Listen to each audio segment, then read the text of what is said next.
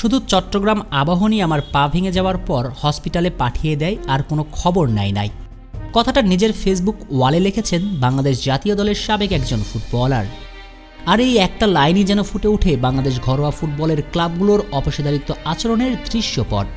একজন জাতীয় দলের ফুটবলার কতটা অভিমান আর আক্ষেপ নিয়ে নিজের ক্লাবের দিকে অভিযোগের আঙ্গুলটা এভাবে তুলতে পারে ভাবতে পারেন। তাও আবার তিনি যেন কোনো ফুটবলার নন, তিনি ছিলেন বাংলাদেশ জাতীয় দলের অধিনায়ক পর্যন্ত। এমন একজন ফুটবলারটার সঙ্গে যদি অপেশাদারিত্ব আচরণ করে দেশের ফুটবলের ক্লাবগুলো, তাহলে তরুণ ফুটবলারদের সঙ্গে কেমন আচরণ করে থাকে ক্লাবগুলোর ম্যানেজমেন্ট, সেটা বলার নিশ্চয়ই প্রয়োজন পড়ছে না। জ্ঞানীদের জন্য তো ইশারাই যথেষ্ট। তবে প্রশ্ন, ক্লাবগুলোর এমন অপেশাদারিত্ব আচরণ আর অব্যবস্থাপনা নিয়ে দেশের ফুটবলের ভাগ্য এক হামজাতে বদলাবে তো? উত্তরটা আপনার জানা, কারণ হামজা কিন্তু আর আরব্য রজনীর আলাউদ্দিনের আশ্চর্যের প্রদীপ নয়। তবুও বর্তমানে হামজার আগমনে দর্শক মহলে দেশের ফুটবলের উত্তেজনা যে বেড়েছে সেটা সূর্য পূর্ব দিকে ওঠার নাই ধ্রুব সত্য। হামজার জোয়ারে ভাসছে পুরো দেশের ফুটবল। কিন্তু এর ঠিক 9 বছর আগের চিত্রটা ছিল বিপরীত, অন্ধকারে ভরপুর। সেই কুটকুটে অন্ধকারেও হাতে গোনা যে কয়জন আলোর মশাল জ্বালিয়ে দিতেন দেশের ফুটবলে, তাদেরই একজন রেজাউল রেজা।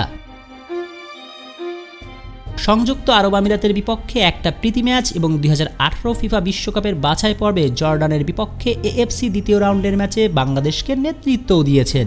যখন দেশের ঘরোয়া ফুটবলের খোঁজ রাখার মতো কেউ ছিল না, তখন রেজারাই ছিলেন আশার প্রদীপ। দেশের ঘরোয়া ফুটবলটা মাতিয়েছেন দাপটের সঙ্গে। শাহজাহানপুর ফ্রেন্ডস সোশ্যাল ওয়েলফেয়ারে শুরু, এরপর ফকিরাপুলের গন্ডি পেরিয়ে একে একে young men's, Farashganj sporting, Sheikh Jamal Dhanmondi club, Sheikh Russell ক্রীড়াচক্র, চট্টগ্রাম আবাহনী, ঢাকা মোহামেডান, বসুন্ধরা কিংস, আবাহনী লিমিটেড ঢাকার জার্সিতে মাঠ দাপিয়েছেন। অর্থাৎ বোঝাই যায় বর্ণাঢ্য তার ঘরোয়া ফুটবলের ক্যারিয়ার। আর দেশের ঘরোয়া ফুটবলের এই কিংবদন্তি ফেসবুকে স্ট্যাটাস দিয়ে জানান 2023-24 মৌসুমের সর্বশেষ তিনি ফুটবল ম্যাচটা খেলে ফেলেছেন, অর্থাৎ তাকে আর দেখা যাচ্ছে না ফুটবলের সবুজের গালিচায়। যদিও এটাই বাস্তবতা, কারণ প্রেমও ধুয়ে মুছে চলে যায়, নক্ষত্রদেরও তো একদিন মরে যেতে হয়।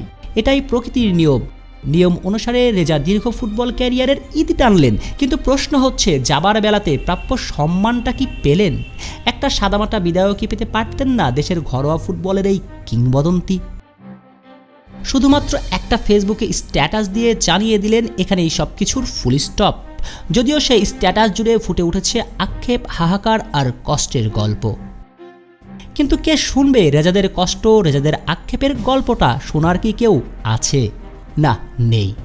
তবে কেউ থাকুক আর নাই বা থাকুক, কেউ মনে রাখুক আর নাই বা রাখুক, রেজাদের প্রাপ্য সম্মান দেওয়া হোক আর নাই বা হোক, রেজা আপনি থাকবেন আপনার কৃতিতে। শেখ শ্রাবণ অনিক, টিভি স্পোর্টস।